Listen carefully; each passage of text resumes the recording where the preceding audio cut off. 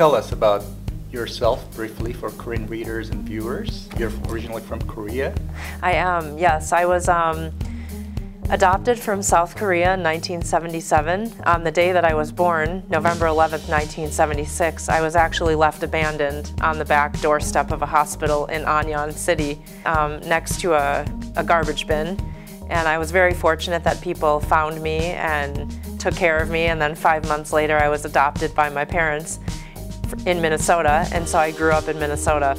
And today I serve as the chairwoman for the Republican Party of Minnesota, and I ran for this position as a complete political outsider because I wanted to be a new face and voice for our party and to try to make positive change.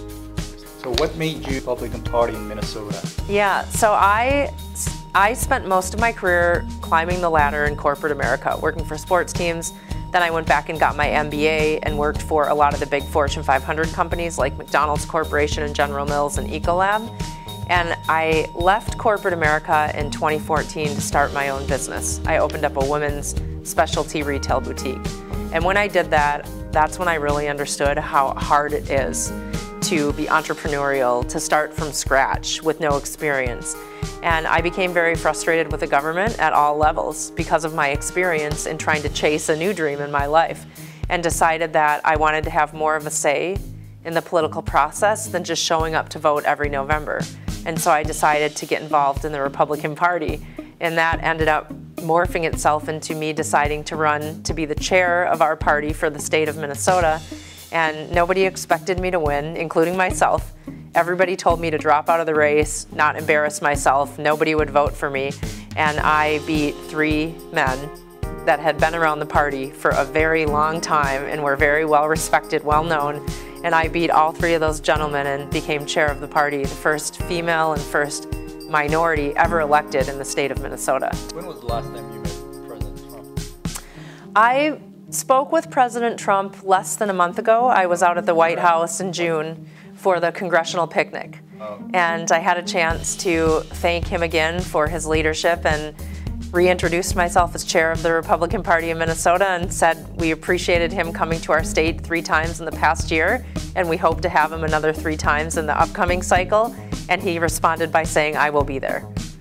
So that was a very good interaction. He himself even owns his... Tell me more about candidate Young Kim, why Korean voters should support her. Young Kim is one of the most inspiring and motivational candidates that exists in the entire country running for the United States House of Representatives, and she understands a myriad of issues and can look at it from different perspectives.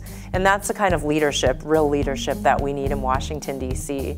So a vote for Young Kim in support of Young Kim and her campaign efforts is really a vote to provide optimism, transformation, and make sure that we're doing the right things for future generations in our country, especially in the Korean community and in the broader Asian community as well.